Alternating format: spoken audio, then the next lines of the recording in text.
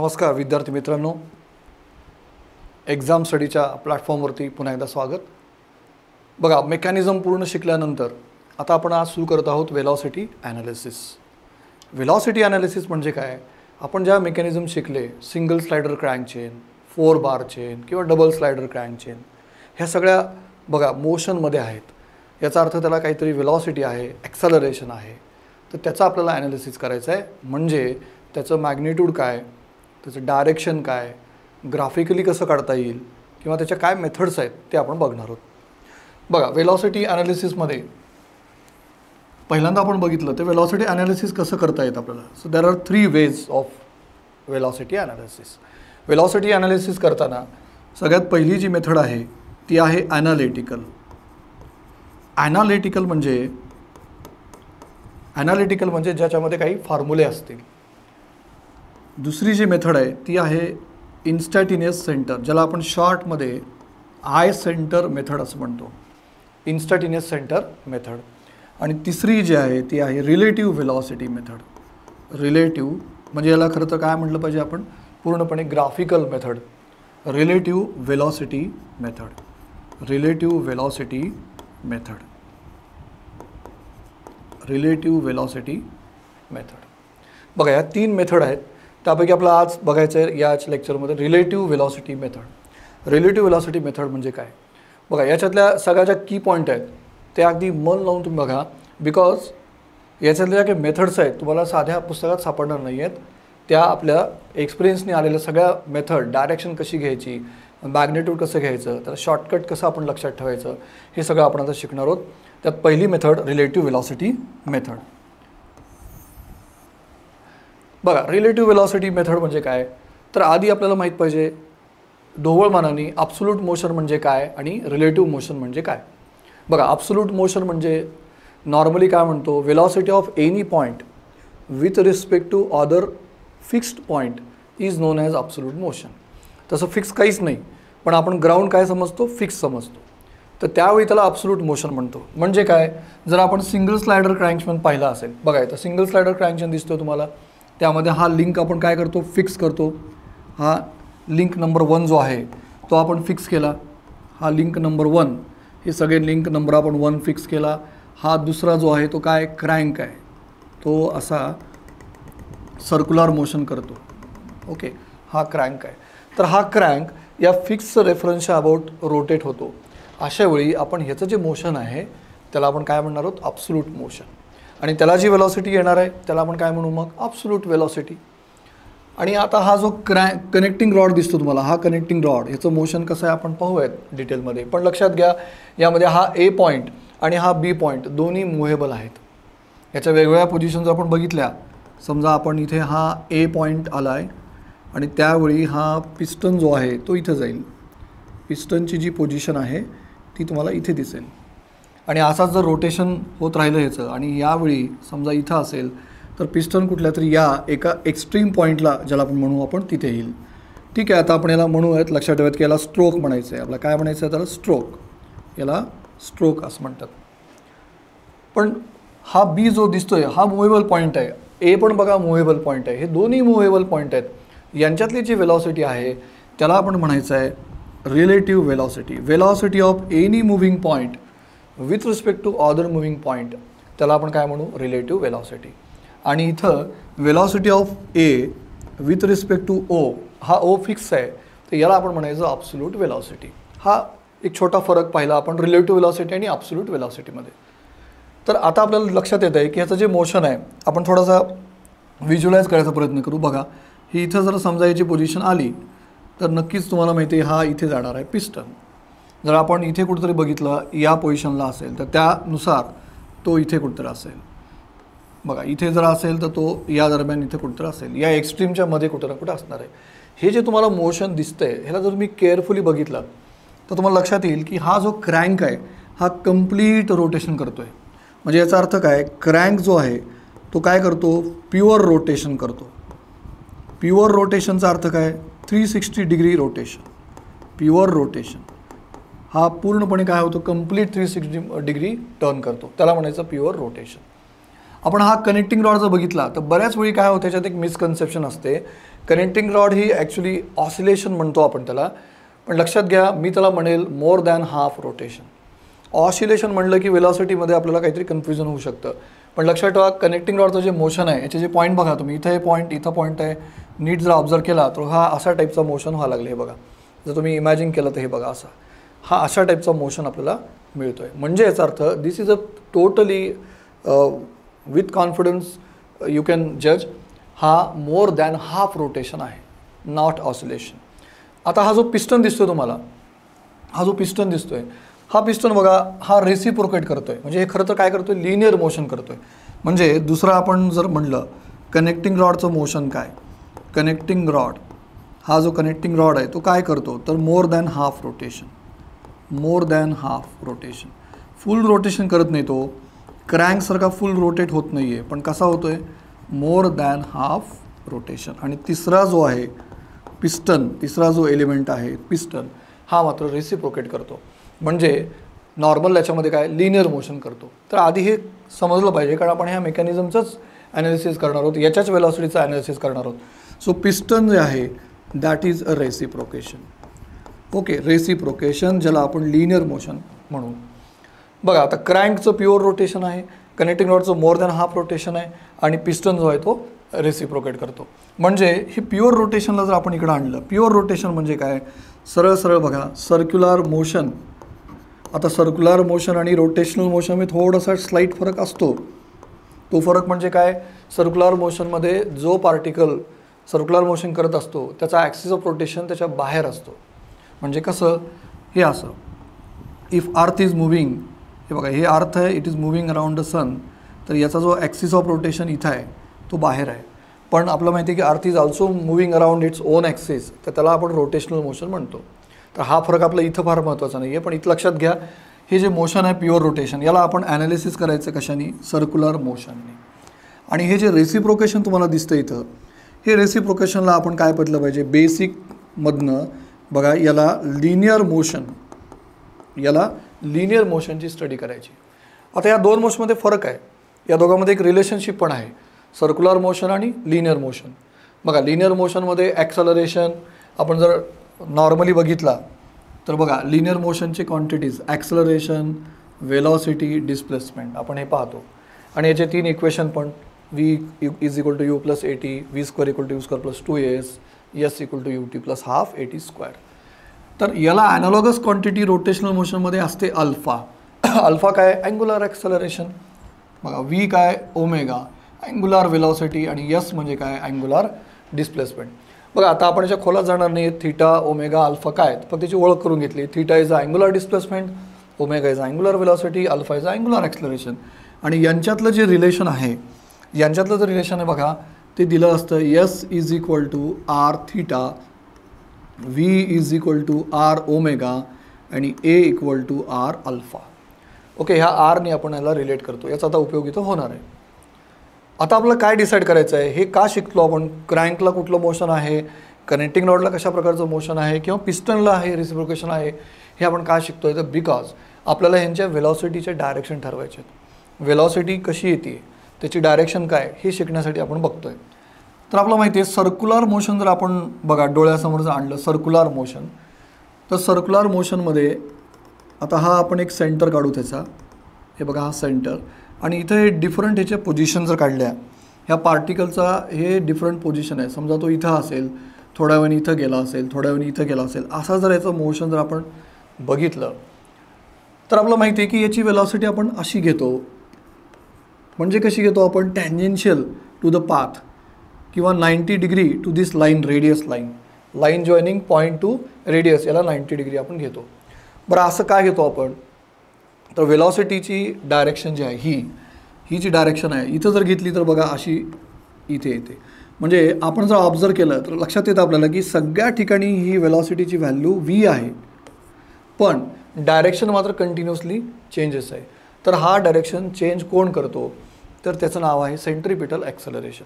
Centripetal force ज्याच्यामुळं centripetal acceleration produce होतं, ते सेंट्रिपिटल ॲक्सलरेशन नेहमी याला बघा या पार्टिकलला, हे बघा हा सेंट्रिपिटल फोर्स याला असं धरून ठेवत असतो. त्याच्यामुळं काय होतं आहे, रिझल्टंट ह्याचा काय मिळतो की याची जी डायरेक्शन आहे ही अशी बघा टँजेन्शियल मिळत जाते.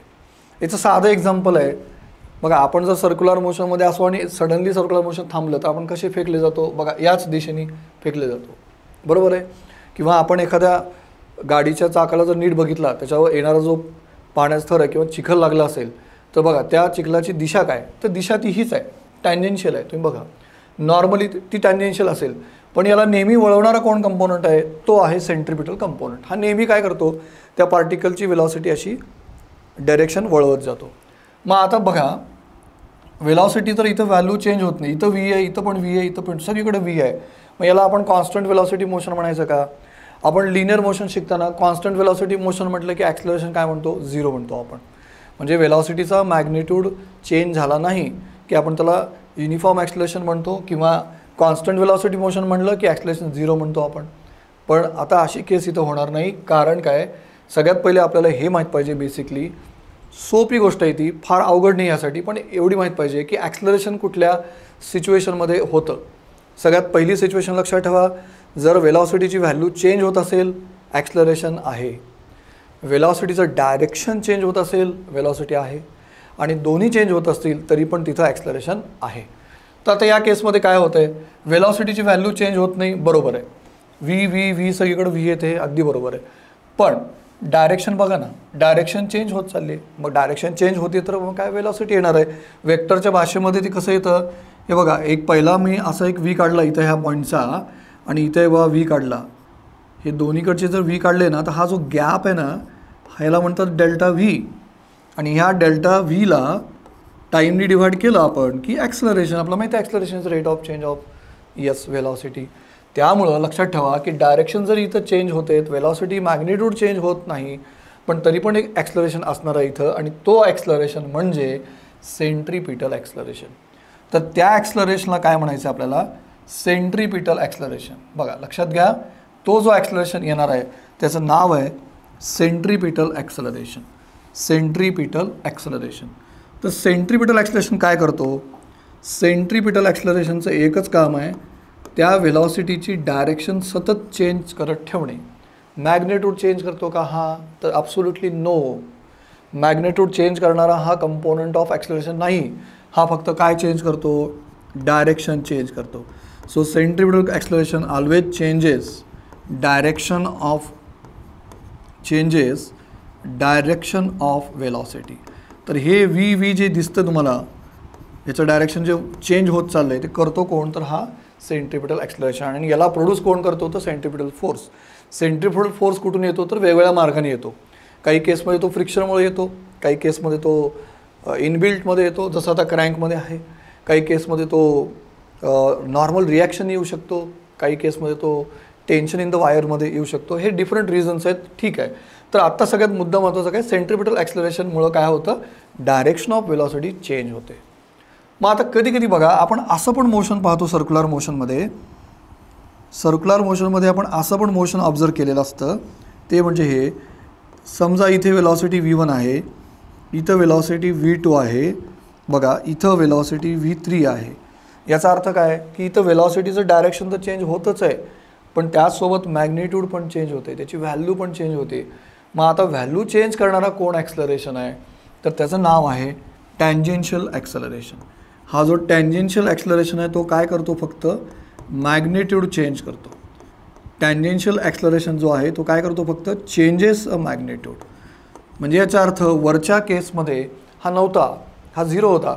कारण काय, वेलॉसिटीची मॅग्निट्यूड चेंज होत नव्हती, इथं मात्र चेंज होती आहे.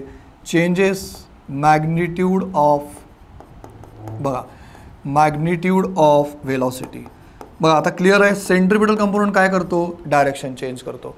टँजेन्शियल कंपोनंट काय करतो, फक्त मॅग्निट्यूड चेंज करतो. म्हणजे ज्या केसमध्ये दोन्ही गोष्टी घडत आहेत, जसं इथं दिसते तुम्हाला, तर आपण बघा थोडंसं पुढे ह्या तिघांना कम्पेअर करून अगदी क्लिअर करून घेऊयात माइंडमध्ये की काय आता याच्यामध्ये फरक आहे. तर बघा आपण एक साधं जे मोशन आहे लिनियर मोशन कन्सिडर करू. या लिनियर मोशनमध्ये काय होतं तुम्ही जर बघितलं तर, लिनियर मोशन म्हणजे आता येणारच आहे आपल्याला, पिस्टनचं मोशन म्हणजे हेच. तर या लिनियर मोशनमध्ये आपल्या लक्षात येते की ह्या वेलॉसिटीची डायरेक्शन चेंज होत नाही. इथं असलेला इनिशियल वेलॉसिटी u हा v होतो, म्हणजे याचा अर्थ काय, वेलॉसिटी वाढते. तर या केसमध्ये जो ॲक्सलरेशन असतो खरं तर त्याला आपण टँजेन्शियल म्हणलं पाहिजे. You can't find this books. हे तुम्ही जे जे ऐकताय that is very unique. So बघा यूपासनं व्ही वेलॉसिटी झाली नाही याची, तर लक्षात घ्या इथं जो ॲक्सलरेशन आहे तो कुठला आहे, टँजेन्शियल आहे. कारण तो डायरेक्शन चेंज करत नाही आहे, फक्त काय करतो, मॅग्निट्यूड चेंज करतो. यूचा हा व्ही करायला लागला ॲक्सलरेशन. तर अशा केसमध्ये लक्षात ठेवा AT म्हणू आपण त्याला. हा AT is not equal to 0 here, but absolutely very clear in the mind AC is equal to 0 here. There is no any centripetal component in this केस.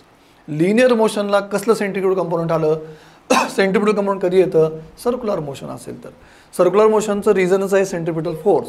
जर सेंट्रिपिटल फोर्स नसेल तिथं, तो 0 असेल तर मोशन सर्क्युलर होणार नाही. Absolutely keep in mind. So AC equal to 0 या केसमध्ये. दुसरी केस आपण जे पाहिली, हे बघा दुसरी जी केस पाहिली त्यामध्ये काय होत होतं, ही वेलॉसिटीची व्हॅल्यू चेंज होत नव्हती पण डायरेक्शन चेंज होत होतं. म्हणून इथं काय आलं, AC is not equal to 0, but remember AT equal to 0 here. AT equal to 0. इथे AT नाही आहे. आणि या केसमध्ये बघा, आता या केसमध्ये इथे मात्र काय होते, जर वेलॉसिटी चेंज होत गेली त्याची V1 आणि बघा इथं V2 आणि इथं हे V3, तर या केसमध्ये AC is also not equal to 0 and AT is also not equal to 0. पण आता बघा हे याचं डिस्कशन आपण पुढे ॲक्सलरेशन ॲनालिसिसमध्ये करणार आहोत आपण. पण आत्ता मला तुम्हाला सांगायचं आहे की हे वेलॉसिटी कशी घ्यायची. तर आत्ता इथं लक्षात घ्या, लाईन जॉईनिंग दिस पॉईंट वेलॉसिटी परपॅन्डिक्युलरिटी. हे आता सगळ्यात महत्त्वाचा पॉईंट जो आपल्याला शिकायचा आहे तो म्हणजे हा वेलॉसिटीची डायरेक्शन या line joining centre to the this point. जे कोणता पॉईंट असेल, समजा इथं पॉईंट घेतला तर काय होणार आहे, तर आपण इथं लाईन जोडणार आहे असं, आणि मग त्याला परपॅन्डिक्युलर आपण इथं घेणार आहोत. तर velocity is perpendicular to the line joining position of particle to the centre of the circle. आणि लिनियर मोशनमध्ये मात्र बघा वेलॉसिटी ही पॅरलल आहे. म्हणजे आता आपल्याला लक्षात घ्या, क्रँक आणि कनेक्टिंग रॉड हे या टाईपचं मोशन करतात. क्रँक आणि कनेक्टिंग रॉड कसलं मोशन करतात, रोटेशन किंवा मोर दॅन हाफ रोटेशन. आणि पिस्टन कसलं मोशन करतं, लिनियर मोशन. तर हे कशासाठी सांगितलं चाललं आहे की यामध्ये आपल्याला वेलॉसिटीच्या जे डायरेक्शन आहेत ते आता क्लिअर पाहिजेत. मग आता हे कम्पेअर करू आपण. बघा आपण पुन्हा आपण या सिंगल स्लायडर क्रँक चेनला समोर आणलं तर आपल्या इथं दिसेल या डायरेक्शनमध्ये पिस्टन काय वेलॉसिटी कशी घ्यायची, क्रँकची कशी घ्यायची, कनेक्टिंग रॉडची कशी घ्यायची. आपण पुन्हा एकदा काढूयात ते. बघा सिंगल स्लायडर क्रँक चेनला आपण बघा वेलॉसिटीच्या डिस्कशन नंतर आता तुम्हाला ठरवता येईल हा जो क्रँक आहे याचं मोशन नीट बघा. ह्याचं मोशन आहे पूर्णपणे सर्क्युलर. कशी घ्यायची वेलॉसिटी, विदाऊट डाऊट तुम्ही सांगू शकाल वेलॉसिटी परपॅन्डिक्युलर टू दिस. पण कशी, त्याला 2 ऑप्शन आहेत लक्षात घ्या. हे बघा असं जर असेल, याचं रोटेशनवर अवलंबून आहे. जर हा फिक्स आपण सपोर्ट घेतला आणि हा बघा क्रँक घेतला, हा क्रँक जर असा जात असेल, असा म्हणजे काय क्लॉकवाईज मोशन होत असेल, तर त्याची वेलॉसिटी त्या डायरेक्शनमध्ये असेल. आणि त्याला आपण म्हणू VAO, कारण हा पॉईंट A असेल तर, हा पॉईंट A असेल तर VAO. तर याला परपॅन्डिक्युलर पण या दिशेमध्ये. आणि दुसरी केस काय पॉसिबल आहे, तर हा पुन्हा तोच क्रँक घेतला पण समजा याचं अँटी क्लॉकवाईज असेल तर तो असा येणार आहे VAO. बघा हा फरक लक्षात घ्या. क्रँक असं रोटेट क्लॉकवाईज होते, त्या डायरेक्शनमध्ये त्याची वेलॉसिटी घ्यायची. कशी घ्यायची, line of action perpendicular. Direction कशी घ्यायची, in the direction of omega. आणि इथं बघा हे इकडं ओमेगा आहेत, in the direction of omega. हे क्लिअर क्रँकच्या बाबतीमध्ये. कनेक्टिंग रॉड मी तुम्हाला मगाशी सांगितलं की ह्याची वेलॉसिटी पण परपॅन्डिक्युलरच असली पाहिजे या पोझिशनला. का परपॅन्डिक्युलर असली पाहिजे, कारण मोर दॅन हाफ रोटेशन आहे. आणि तिसरा जो पिस्टन आहे याची वेलॉसिटी ही डायरेक्शन आपण ठरवू शकतो, पण एवढं फिक्स आहे की याच्या रेसिप्रोकेशनच्या बघा रेसिप्रोकेशनच्या पॅरलल आली पाहिजे. म्हणजे हे जे रेसिप्रोकेशन दिसतं तुम्हाला असं असं एक्झाम्पल येऊ शकतं. कधी कधी हा जो पिस्टन आहे तो असा वर्टिकल डायरेक्शनमध्ये पण काय करू शकतो, रेसिप्रोकेट करतो. त्यावेळी वेलॉसिटी ही अशी असली पाहिजे, त्याला पॅरलल. बघा कधी कधी काही केसमध्ये बघा असं इन्क्लाइंड पण येतं. हे जर इन्क्लाइंड आलं, असं रेसिप्रोकेशन असलं तर वेलॉसिटी त्याला पॅरलल. म्हणजे एनी हाऊ रेसिप्रोकेशनला पॅरलल वेलॉसिटी घ्यायची. म्हणजे आता क्लिअर आहे क्रँकला वेलॉसिटी कशी घेणार आहेत आपण, परपॅन्डिक्युलर टू दिस पोझिशन. आता लक्षात घ्या ह्याची ही पोझिशन इथं आहे म्हणून याला परपॅन्डिक्युलर घेणार आहोत आपण. समजा हे थोड्या वेळाने इथं पार्टिकल गेलं तर त्यानुसार ती वेलॉसिटी बदलेल त्याची. तर आपण एका इन्स्टंटला म्हणजे एका क्लिकला आपण काय करतो हे ॲनालिसिस करत असतो. एका क्लिकला म्हणजे खूपच छोट्या क्लिकला, व्हेरी फ्यू सेकंड्सच्या क्लिकमध्ये आपण काय म्हणणार आहोत की या पोझिशनला याची वेलॉसिटी काय असेल, याचं ॲक्सलरेशन काय असेल. पुन्हा 5 मिनिटांनी जर बघितलं तर ते सगळे पोझिशन काय होतील, बदललेले असतील आणि त्यावेळी आपल्याला व्हॅल्यू वेगळी मिळू शकते. तर त्या इन्स्टंटला आपलं हे सगळं ॲनालिसिस करायचं आहे. तर आत्ता बघा, crank perpendicular to motion at given instant or position, connecting rod also perpendicular, आणि ह्या पिस्टन पॅरलल टू रेसिप्रोकेशन. आता ह्या क्रँकची जी वेलॉसिटी आहे बघा, ती आपल्याला बेसिक्सनी काढता येते. ती कशी काढता येते, तर बेसिक रिलेशन आपण पाहिलं होतं आत्ता, velocity is equal to r into omega. R म्हणजे काय, हा रेडियस, हा जो क्रँकची लेंथ आहे याला जनरली आर म्हणतो आपण, याला जनरली एल म्हणतो. पुढे ॲनालिटिकलमध्ये आपण बघू वाटल्यास, पण आत्ता आपल्याला महत्त्वाचं आर आहे.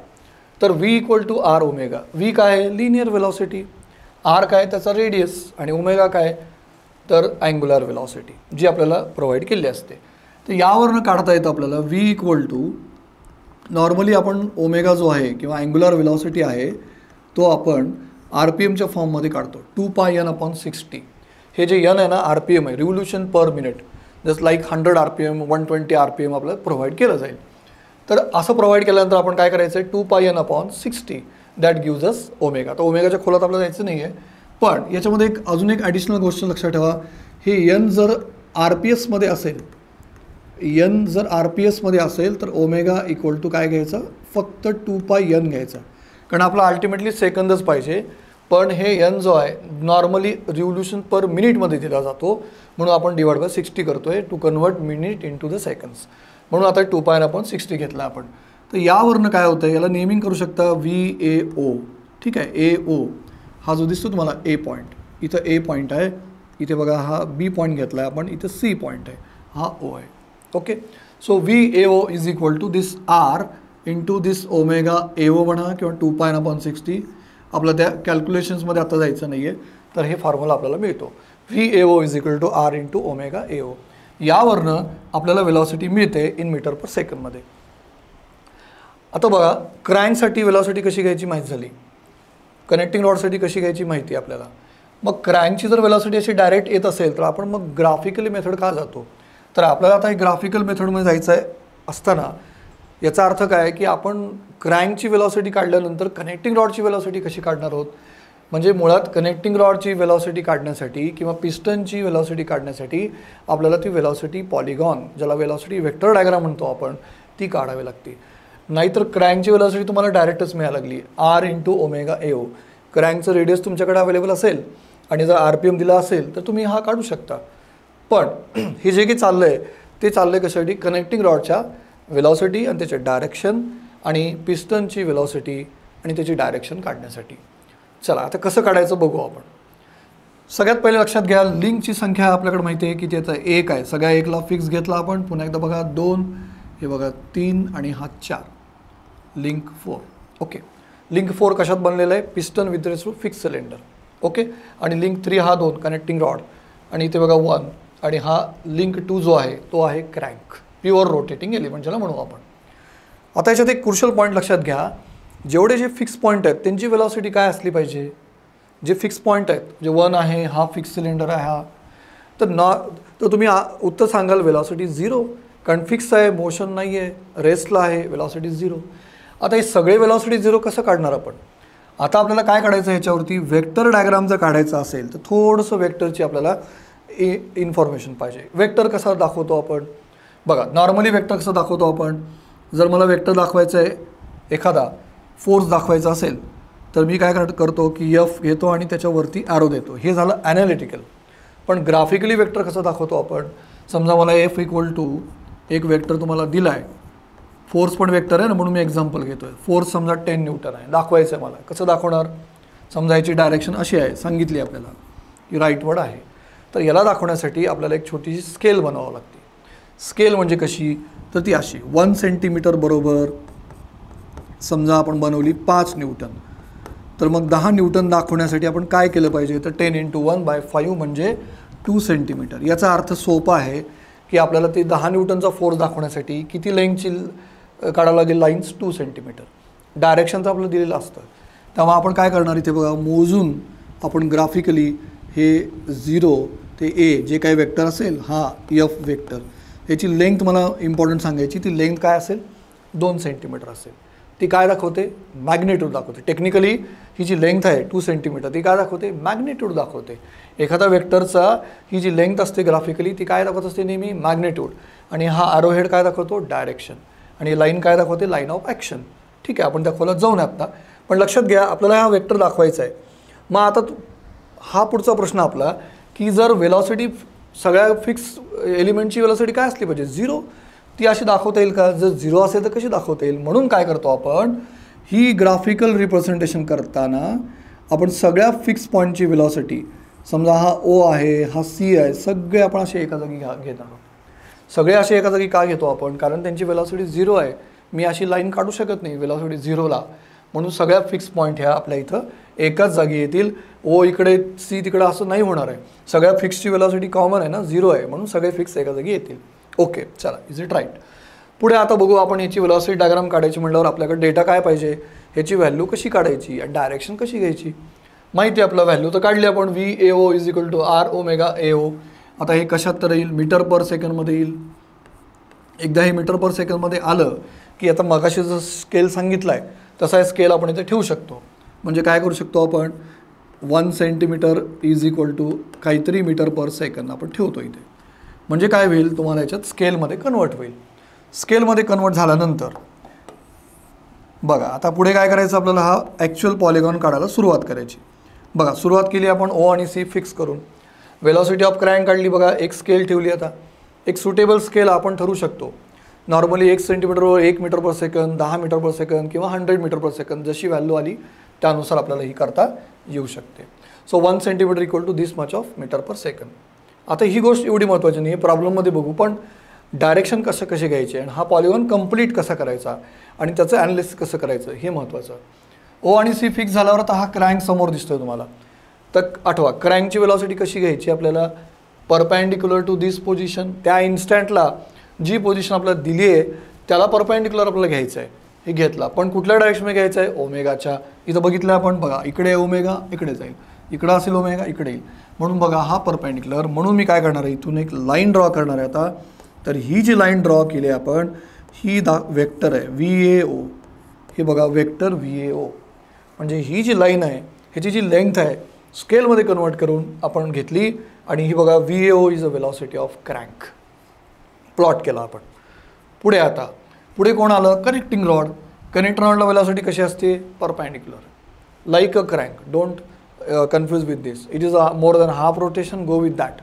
सो बघा perpendicular, perpendicular to link, perpendicular set करा. पण आता याची व्हॅल्यू आपल्याला माहीत नाही. फक्त काय माहिती आहे की याची लाईन ऑफ ॲक्शन माहिती आहे, इवन डायरेक्शन पण माहीत नाही आपल्याला, आरो पण माहीत नाही. म्हणून काय करतो आपण, अशा 90 डिग्रीमध्ये अशी एक लाईन आपण ओढून द्यायची. दिस इज. आता पुढे काय होईल मग, पिस्टन फिक्स करेल त्याला. बघा कनेक्टिंग रॉडची लाईन आपण ड्रॉ केली. आता फिक्स पिस्टन आला आहे. पिस्टनचं मोशन कसं आहे? Linear motion. जर पिस्टनचं मोशन लिनियर असेल तर वेलॉसिटी कशी असेल? Parallel to reciprocation. इथं पाहिलं आपण पॅरलल टू रेसिप्रोकेशन. कुठून घ्यायची पण, कुणाच्या रिस्पेक्टमध्ये मूव्ह होते? फिक्सच्या. म्हणून फिक्सपासनं बघा ही लाईन काढली अशी. तर ह्या फिक्सपासनं ही लाईन काढल्यानंतर हा इंटरसेक्टिंग पॉईंट मिळाला. दिस इज इंटरसेक्टिंग पॉईंट. आणि याला जर आपण ट्रेस केलं तर हा जो बघा येलो कलरचा दिसतोय तुम्हाला, हा आपल्याला दाखवेल वेलॉसिटी पॉलिगॉन, वेलॉसिटी ट्रायंगल म्हणतील काही जण.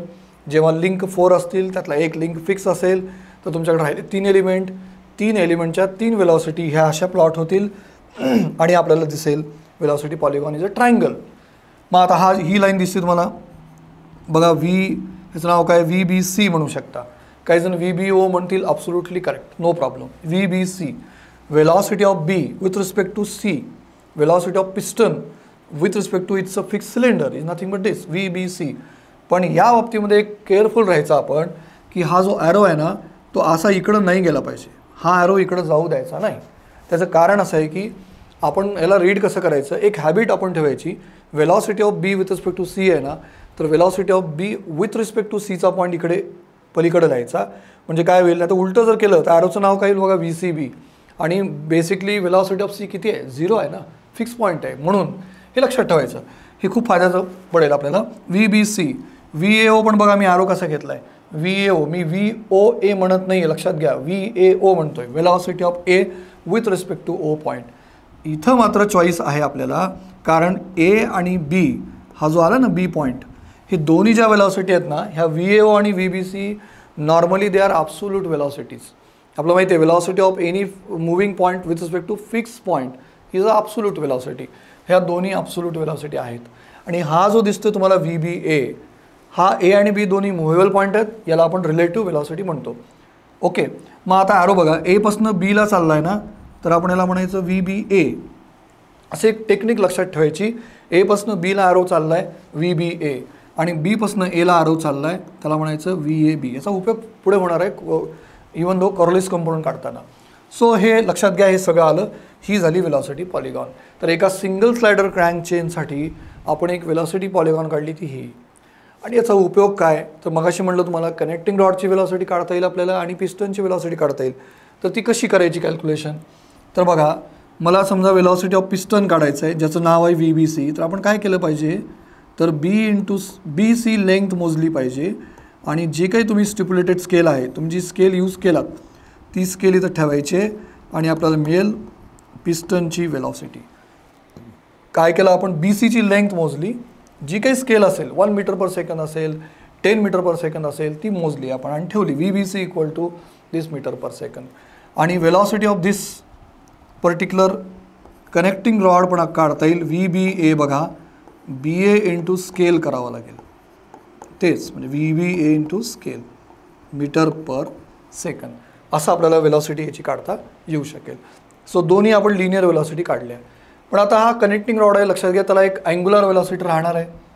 त्याला अँग्युलर वेलॉसिटी असेल एक. तर ती अँग्युलर वेलॉसिटी कशी काढायची, तर अँग्युलर वेलॉसिटी पुन्हा बेसिक रिलेशन्सला स्टिक राहायचं आहे आपल्याला. काय, V equal to R omega हे माहिती आहे आपल्याला, बरोबर आहे. तर हा VAB जर म्हणलं, हा RAB म्हणायचा, तर ओमेगा AB काढता येतो. ठीक आहे, BA म्हणा किंवा AB म्हणा, कनेक्टिंग रॉडमध्ये फरक पडत नाही. त्यामुळं काय आलं बघा, omega AB is equal to VAB, जे ऑलरेडी तुम्ही वर काढलं आहे इथं, डिवाइड बाय फक्त काय करायचं RAB. आता RAB म्हणजे काही नवीन आहे का, काही नाही, याची लेंथ घ्यायची, कनेक्टिंग रॉडची लेंथ L होतं ते आत्ता. तर असं आपल्याला काय करता येईल, ओमेगा AB काढता येईल युजिंग दिस रिलेशन.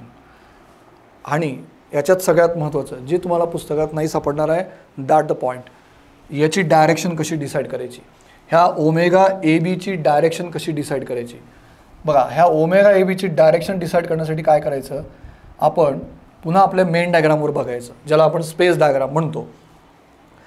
इथे सिम्पल वे आहे, ह्या ओमेगा काय टार्गेट आहे लक्षात आलं का तुम्हाला, ओमेगा ABचं डायरेक्शन काढायचं तुम्हाला. ओमेगा ABचं डायरेक्शन, हे ओमेगा AB आहे, कशाचं आहे ते, अँग्युलर वेलॉसिटी कनेक्टिंग रॉडचं आहे. आता ह्या क्रँकचं तुम्हाला माहिती आहे, क्लॉकवाईज आहे, हे माहिती आहे तुम्हाला. ओके, पण ह्या कनेक्टिंग रॉडचं ओमेगा कसं काढायचं, तर त्यासाठी एक छोटीशी टेक्निक लक्षात घ्या. काय करायचं, हा जो वेक्टर दिसतो तुम्हाला, हा बघा, A कडनं B जाणारा वेक्टर मी काढतो, PBA बाजूला काढतो. हे बघा, आता हा VBA जो घेतला आहे मी बाजूला घेतला आहे. आता हे बघा VBA, फक्त ॲरो प्रॉपर सिलेक्ट करा. VBA वेक्टर बाजूला घेतला, बघा मी तो B वर ठेवणार आहे. हे बघा B वर ठेवला, VBA आणि A कडे फिरवायचा, बस, दॅट्स इट. काय करायचं, हा वेक्टर VBA बघा B वर ठेवा आणि A कडे फिरवा. तर तुम्हाला काय दिसेल बघा, डायरेक्शन कशी आहे, क्लॉकवाईज की अँटी क्लॉकवाईज, तर तुम्ही सांगू शकाल. So that is yes anti clockwise, म्हणजे याचं डायरेक्शन कसं आहे, अँटी क्लॉकवाईज. आता कुणी म्हणेल सर आम्ही VAB घेतलं तर काय होईल, VAB, तर असं VAB घेतल्यावर तुम्हाला असं घ्यावं लागेल ॲरो, कारण डायरेक्शन बघा ना, A कडनं B, नाव AB, B कडनं A ॲरो, उलटं नाव, हे जे नाव आहे ते उलटं ॲरो, कुठलं एक लक्षात ठेवा, VAB. आता मला A वर ठेवावं लागेल, हा हे बघा A वर ठेवला मी, B कडे फिरवला, बघा पुन्हा तीच स्टोरी आहे, VAB बघा अँटी क्लॉकवाईज. त्यामुळे तो काही फरक पडणार नाही. Keep in mind this is very proved experienced method. So this is anti clockwise. तर आता हे कम्प्लीट सोल्युशन आपल्या समोर आहे की एका सिंगल स्लायडर क्रँक चेनमध्ये आपण कुठल्या कुठल्या प्रकारच्या वेलॉसिटी काढू शकतो. पिस्टनची वेलॉसिटी काढली, कनेक्टिंग रॉडची काढली, त्याचा इवन अँग्युलर वेलॉसिटी पण आपण काढला आणि त्याची डायरेक्शन सहित आपण बघितलं. So this is complete velocity analysis of the single slider crank chain.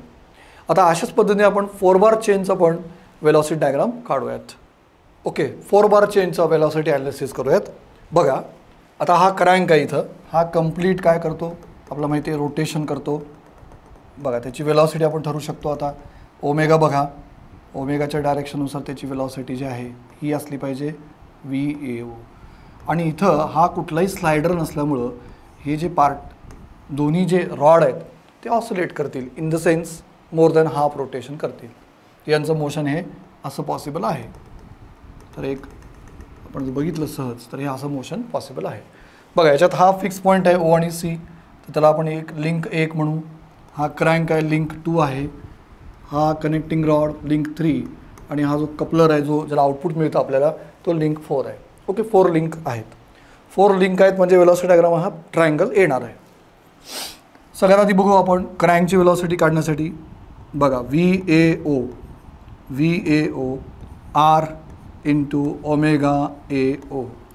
बघा मगाशी सांगितलं तुम्हाला ओमेगा AO काढताना आपल्याला 2 गोष्टी बघायला लागते. एक तर डायरेक्ट ओमेगा दिला जाईल किंवा मग तो असा काढता येईल 2πn/60 जर RPM असेल तर, आणि RPS असेल तर आपल्यालाही माहिती आहे आता 2πn. सो VAO काढला आपण एका स्केलमध्ये त्याला कन्वर्ट करू तर हे काहीतरी मीटर पर सेकंद येणार आहे. So this is your velocity AO. एकदा वेलॉसिटी AO आल्यावर आपण जाणार आहोत वेलॉसिटी डायग्रामसाठी. त्यासाठी काय करायचं, O आणि स्पेसमध्ये जेवढे काही फिक्स पॉईंट तुम्ही मानले ते सगळे इथे एका जागी आणायचे, कारण माहिती आपलं वेलॉसिटी काय येणार आहे, 0 येणार आहे. So at 1 point. नंतर आपण काय करणार आहोत बघा, डायरेक्शन ऑफ वेलॉसिटी इथे क्लिअर आहे. हे ओमेगा या डायरेक्शनमध्ये क्लॉकवाईज आहे, त्यामुळं आपण इथून एक लाईन वेक्टर लाईन ड्रॉ जर केली तर ती अशा डायरेक्शनमध्ये असेल आणि हा पॉईंट असेल A. ॲरो मगाशी तुम्हाला सांगितलं ॲब्सोल्यूट सारखा ॲरो घ्यायचा आहे. सो VAO हा जो आहे तो वेक्टर VAO तुम्हाला दाखवेल. बघा त्याच्यापुढं कोण आलं आहे, त्याच्यापुढं कनेक्टिंग रॉड आहे. कनेक्टिंग रॉड वेलॉसिटी कशी घेणार बघा, ह्याच्या परपॅन्डिक्युलर, आणि परपॅन्डिक्युलर घेऊन आपण सोडून द्यायचं आहे कारण आपल्याला माहीत नाही कुठे कट होणार आहे. नंतर पुढे आहे हा कनेक्टिंग रॉड, तो मात्र फिक्सच्या about more than half rotation करतो आहे. तर याला परपॅन्डिक्युलर, मग याला परपॅन्डिक्युलर घेतला आपण. बघा सर ही झाली वेलॉसिटी ट्रायंगल. तर 4 बार चेनची ही वेलॉसिटी ट्रायंगल अशी असेल. आणि हा बघा वेलॉसिटी जर पॉईंट P घेतला तर VBC वेक्टर VBC हा आता इथे मुळेबल आहे. हा जो पॉईंट आहे हा A आहे आणि हा B पॉईंट आहे. तर याच्यामध्ये मला सांगितलं आहे चॉईस आहे ॲरोला बीपासनं Aला ॲरो चालला आहे, तर VAB याचं नाव आपण देऊ शकतो. ही झाली वेलॉसिटी पॉलिगॉन. म्हणजे जेव्हा लिंक 4 असतील आणि ते मेकॅनिझम असेल म्हणजे एक फिक्स असेल तर कन्फर्म आहे वेलॉसिटी पॉलिगॉन हे ट्रायंगल येतं. आणि पुढे शिकणार आहोत आपण ॲक्सलरेशन पॉलिगॉन, ते क्वाड्रिलॅटरल येतो, ते बघू आपण त्यावेळी. पण आत्ता आपल्यासमोर वेलॉसिटी डायग्रामचा विषय. बघा आता ह्या दोन्ही लिंकला जर बघितलं आपण AB आणि BC ह्या दोन्ही कशा आहेत, रोटेशनल लिंक आहेत. म्हणजे त्यांना अँग्युलर वेलॉसिटी यस असणार आहे. पिस्टन होता मागच्या वेळी आपण फक्त लिनियर वेलॉसिटी काढली. आता या दोन्हीच्या angular velocity even linear velocity पण आपल्याला काढता येतील. आपल्याला माहिती आहे VBC इक्वल टू काय येणार आहे बघा, VBC is equal to BC into scale. BC into scale, जी काही स्केल आपण स्टेप्युलेट केली आहे ती स्केल आपण इथे काढू शकतो आणि त्याची व्हॅल्यू इथे आपण डिसाईड करू शकतो. मीटर पर सेकंडमध्ये आपल्याला हे येणार आहे. त्याच्यानंतर velocity of this BA link, त्याला AB म्हणलं तरी चालतं, AB इंटू स्केल. आता ही जी लेंथ आपण मोजतो AB ती सेंटीमीटरमध्ये मोजतो आपण आणि स्केलमध्ये कन्वर्ट केलं की ती काय होणार आहे, मीटर पर सेकंडमध्ये होणार आहे. तर जसा स्केल आहे त्या स्केलनुसार ती व्हॅल्यू आपल्याला मिळेल. बघा आता आपण थोडं प्रयत्न करू ओमेगा काढायचा. आता दोन्ही लिनियर वेलॉसिटी आपण काढल्या, पण समजा आपल्याला अँग्युलर वेलॉसिटी काढायची असतील, ओमेगा BC काढायचं असेल, पहिल्यांदा आपण ओमेगा BC घेतला सपोज. बघा ओमेगा BC मगाशी आपण बघितलं याचा फॉर्म्युला काय येणार आहे, V equal to R omega असेल तर ओमेगा इक्वल टू काय असतं, V/R असतं. त्यामुळे काय होणार आहे, लिनियर वेलॉसिटी जे काढले आपण आणि त्याची original length BC. Original length BC म्हणजे ह्या स्पेस डायग्राममधली जी स्पेस डायग्राम आहे जी पण आपण एका स्केलनी काढतो, पण त्याची ओरिजिनल व्हॅल्यू जी गिवन डेटात असते ती व्हॅल्यू आपल्या इथं घ्यायची आहे, VBC/BC. मग रॅडियन पर सेकंडमध्ये याची व्हॅल्यू येईल, रॅडियन पर सेकंद. आणि आता तुम्हाला मगाशी मी एक छोटी ट्रिक सांगितली ज्याच्याने आपल्याला ह्या ओमेगाचं डायरेक्शन ठरवता येतं. हे बघा इमॅजिनेशनली ठरवता येतं बरोबर आहे, पण इमॅजिनेशन जर कधी कधी पॉसिबल झालं नाही तर ह्या ट्रिक्सचा यूज तुम्ही करू शकता. बघा आता काय करणार आहे मी, बघा VBC वेक्टर कुठे आहे, हा आहे, दिसतो हा वेक्टर VBCचा ॲरो, नीट बघा, हा ॲरो उचला आणि कुठं ठेवायचं, बीवर ठेवायचं, सीच्या अबाउट रोटेट करायला. तर बघा हा बीच्या अबाउट ग्राफिकली कसे ठेवता येईल, VBC ठेवला मी, बघा BC कडे वळवलं, कसं यायला लागलं तर बघा हे, yes it is see, it is yes this is clockwise और अँटी क्लॉकवाईज. हे डिसाईड केलं की आपल्याला कळता येतं. आता हा जो होता क्लॉकवाईज होता, बघा हा पण कसा यायला लागला आहे, दिस इज लाईक दॅट. तर त्यानुसार तुम्ही इथं एकतर लिहू शकता क्लॉकवाईज का अँटी क्लॉकवाईज, किंवा त्याचा सिम्बॉलिक रिप्रेझेंटेशन करू शकता. सिम्बॉलिक रिप्रेझेंट जरी केलं तरी चालेल. ओके, आता दुसरा ओमेगा AB काढायचं आहे आपल्याला. ओमेगा ABसाठी काय करणार आपण, VAB डिवायडेड बाय त्याची ओरिजिनल जी लेंथ आहे AB ती घ्यायची आहे. ठीक आहे, एक व्हॅल्यू येईल रॅडियन पर सेकंडमध्ये, आपल्याला व्हॅल्यू येईल त्याची. रॅडियन पर सेकंडमध्ये व्हॅल्यू आल्यानंतर पुढचा प्रश्न डायरेक्शनचा. तर डायरेक्शनसाठी पुन्हा तेच ट्रिक करायचे. बघा VABचा ॲरो बघा, हा Aवर ठेवायचा आहे, एवर ठेवा आणि Bकडे फिरवा. मी थोडंसं मोठा काढतो इथं, हा बघा VAB आणि Bकडे याला रोटेट करा. बघा हे काय व्हायला लागलं आहे, अँटी क्लॉकवाईज. तर तुम्ही याला असं पण देऊ शकता, येस अँटी क्लॉकवाईज, किंवा ते सिम्बॉल पण देऊ शकता. हे का महत्त्वाचं आहे तर तुम्हाला मी लास्टला एक सांगायचं आहे की रबिंग वेलॉसिटी काय असते. त्यासाठी आपल्याला ह्या डायरेक्शन ऑफ ओमेगा माहीत पाहिजे. आपण बघणार आहोत ते शेवटच्या सेशनमध्ये, रबिंग वेलॉसिटी. तर ही 4 बार चेन, या 4 बार चेनसाठी आपल्याला बघा ही वेलॉसिटी पॉलिगॉन येते. तर माइंडमध्ये ठेवा, जेव्हा जेव्हा लिंक 4 असतील तेव्हा वेलॉसिटी पॉलिगॉन हा काय येणार आहे, ट्रायंगल येणार आहे. आणि ॲक्सलरेशन पॉलिगॉन नेहमी क्वाड्रिलॅटरल येतं, हे नेहमी लक्षात ठेवायचं. आता हे सिम्पल सेन्समध्ये आपल्याला हे डायग्राम काढता येते. हीच प्रोसिजर जर लिंक 6 असतील, 8 असतील किंवा अजून जास्त असतील, प्रोसिजर आपल्याला हीच करायची आहे. फक्त माइंडमध्ये ठेवायचं की डायरेक्शन ऑफ वेलॉसिटी कशी घ्यायची आहे आणि पिस्टनची डायरेक्शन कशी घ्यायची हे महत्त्वाचं. आता लास्टला आपण बघूयात की रबिंग वेलॉसिटी एक्झॅक्टली काय असते. हे ओमेगाचं आपण काय शिकलं आहे तर त्या रबिंग वेलॉसिटीसाठी शिकलो आपण. बघा रबिंग वेलॉसिटी काय, बघा आपण रँडमली बघू. हे 2 लिंक आहेत सपोज, बघा हे 2 लिंक आहेत असे, लिंक 1 म्हणा, याला लिंक 2. आता या लिंक 1 आणि लिंक 2ला आपण एका पिननी कनेक्ट केलं आहे. प्रॅक्टिकली जर आपण पिन बघितली तर कशी असणार आहे, तर एक पिनवर, एक सिलेंड्रिकल पिनवरती एक लिंक माउंट केल्यानंतर त्याच, बघा समजा आता ही पिन आहे, याला मी इकडं लिंक ही माउंट केली आहे, तर दुसरी लिंक आपण त्याच्यावरच माउंट करणार आहोत. पण होतं काय, इथं जे मुवमेंट होती बघा, ही मुवमेंट दिसते तुम्हाला, ही मुवमेंट जी आहे या मुवमेंटमध्ये रबिंग होतं, घर्षण होतं. तर ती रबिंग वेलॉसिटी आपल्याला इथं काढायची आहे. तर ती रबिंग वेलॉसिटी कशी काढली जाते, तर V रबिंग इज, बघा V rubbing is equal to, तर बऱ्याचदा हे महत्त्वाचा प्रश्न येतो या रबिंग वेलॉसिटीवर. V rubbing is equal to radius of the pin. तर ह्या पिनची काय रेडियस असेल, okay, radius of the pin into difference of omega, म्हणजे लिंक 1 मायनस प्लस लिंक 2. आता ही मायनस प्लस लक्षात ठेवायची गरज नाही जर ह्या दोघांच्या डायरेक्शन सेम असतील. खरं तर हा डिफरन्स आहे, लक्षात घ्या. ओरिजिनली असं मी लक्षात ठेवायला सांगतो मुलांना, V rubbing is equal to, बघा ओमेगा 1 मायनस ओमेगा 2. जर समजा ओमेगा 1 पण क्लॉकवाईज आहे, ओमेगा 2 पण क्लॉकवाईज आहे, सरळ सरळ यांचं काय होईल, ओमेगा 1 मायनस ओमेगा 2 डिफरन्स होईल. समजा ओमेगा 1 क्लॉकवाईज आहे, ओमेगा 2 अँटी क्लॉकवाईज आहे, तर काय होणार आहे, तर ते असं होईल. बघा ओमेगा 1 मायनस ऑफ ओमेगा 2. हे काय घेतलं मायनस ऑफ ओमेगा 2, कारण डायरेक्शन त्याच्या अपोजिट आहे. तर याचं फायनली काय होते, ओमेगा 1 प्लस ओमेगा 2. म्हणजे याचा अर्थ सरळ लक्षात ठेवा, सेम डायरेक्शन ओमेगा ॲडिशन. बघा सेम डायरेक्शन, मग ही डायरेक्शन कशी काढायची तुम्हाला आता मगाशी सांगितली. Same direction of omega, same direction of omega, there is a yes subtraction. मध्ये दोन्ही अँटी क्लॉकवाईज असू देत किंवा दोन्ही पण क्लॉकवाईज असू दे. आणि बघा अपोजिट डायरेक्शन जर असेल, अपोजिट डायरेक्शन असेल तर मग काय होणार आहे इथं, यस ॲडिशन होणार आहे. ॲडिशन होणार आहे ते, कारण मायनस मायनस प्लस होऊन ते ॲडिशन होतं. मूळ फॉर्म्युला मात्र काय, मूळ फॉर्म्युला नेहमी लक्षात ठेवा, V rubbing is always equal to radius of pin into W relative, omega relative आहे तो. रिलेटिव्ह आहे याचा अर्थ ओमेगा 1 मायनस ओमेगा 2 आहे. मग डायरेक्शन कसं डिसाईड करायचं आपण पाहिलं, त्यानुसार तुम्हाला ह्या पिनच्या इथं रबिंग वेलॉसिटी काढता येते. तर ती वेगवेगळ्या पिनला वेगवेगळी येऊ शकते depending upon the it's a rotation. म्हणजे हा जो ओमेगा इथला, हा ओमेगा 2 समजा इकडे आहे, याचा ओमेगा 1 इकडे आहे, ती याच्यावरती डिपेंड आहे रबिंग वेलॉसिटी काय येते. तर याच्यामध्ये आपण सगळं शिकलं. वेलॉसिटी क्रँकची कशी काढली, कनेक्टिंग रॉडची कशी काढली आणि इवन रबिंग वेलॉसिटी पण आपण याच्यामध्ये ॲड केलं. तर हे सगळं वेलॉसिटी ॲनालिसिस आहे. ओके, आपण ॲक्सलेरेशन ॲनालिसिसला पुढच्या लेक्चरमध्ये सुरुवात करूयात. आता आपण थांबूयात. Thank you very much.